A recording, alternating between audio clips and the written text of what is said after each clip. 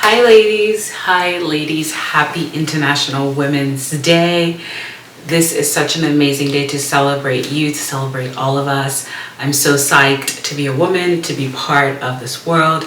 And today I just wanted to share a few things that I think are so important for us as women to continue to take care of our health, to continue to be advocates for ourselves and for our health when we go in to see providers. So as women, our health and well-being is so important and really dictates a lot of how we show up for ourselves, for others, and for our communities. So I want to give you a couple of tips to really keep in the back of your mind as you go in to see providers to make sure that you're taking care of yourself and being your own advocate when it comes to your health. First and foremost, make a list. Make a list of questions you may have for your provider, and just make sure you write these things down before you go in, because sometimes we get into the doctor's office, things are going fast, they're rushing, we feel a bit anxious, and then we start to forget the questions that we have.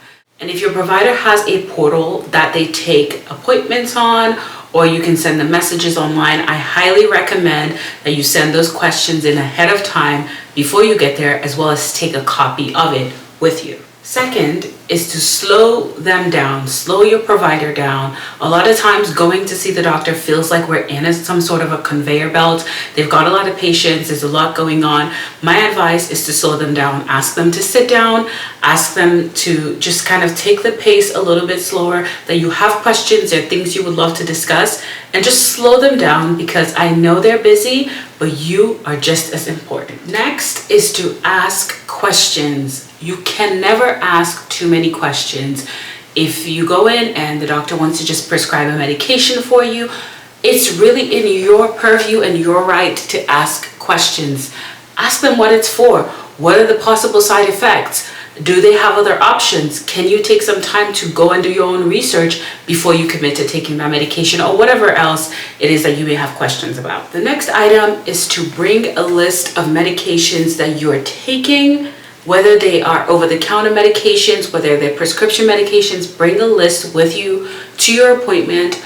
Update your doctor on what it is that you're taking, whether it's in your intake form, or also when you are having the appointment, it's okay to reiterate what sort of medications you take, so that they're aware of them and can make sure that they don't prescribe you something else or provide a procedure, for instance, that could be detrimental. So this one can be a bit hard, because we definitely know that to get new providers, they need training and so on and so forth. However, if you do not feel comfortable having somebody like who is an intern or student in the room with you while you want to discuss something sensitive with your provider who you feel a little bit more comfortable with, it's perfectly fine to say you're not comfortable with it. Most providers will ask if you're okay with it, and if you really are not, it's okay to politely decline.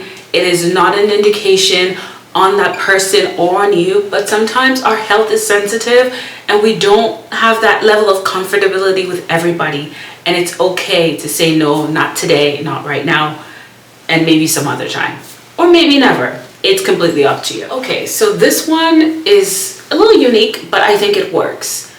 Get an advocate involved. This could be your friend, your partner, your spouse, your parent, whoever it may be. Especially if you're going in for something where you're already getting frustrated with the process, it's important to go with someone who's able to advocate for you as well and speak on your behalf if you feel like you're not able to get across the points that you're trying to make to a provider. So get an advocate involved. It's completely okay. Okay, for our next point, if your provider is dismissive, does not listen, and is not taking into account what you're saying, it is very important to speak up and make sure that provider is listening to you.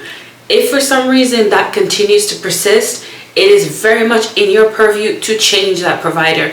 You should not be going to see a doctor who does not listen to you and does not think that the things that you're saying are relevant. So please, please, please, if your provider is not listening, please find someone else. And finally, this is a big one, and it is the simplest one in my opinion.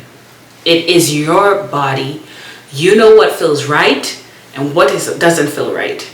Do not let anybody tell you otherwise. So be your own biggest advocate. Happy International Women's Month.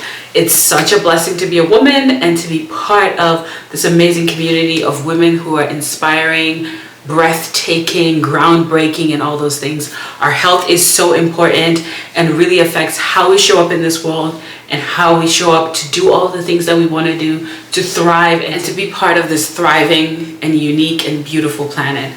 So yes, I just wanted to come on and share those few things with you. I hope this was helpful, and yeah, enjoy the day. Bye.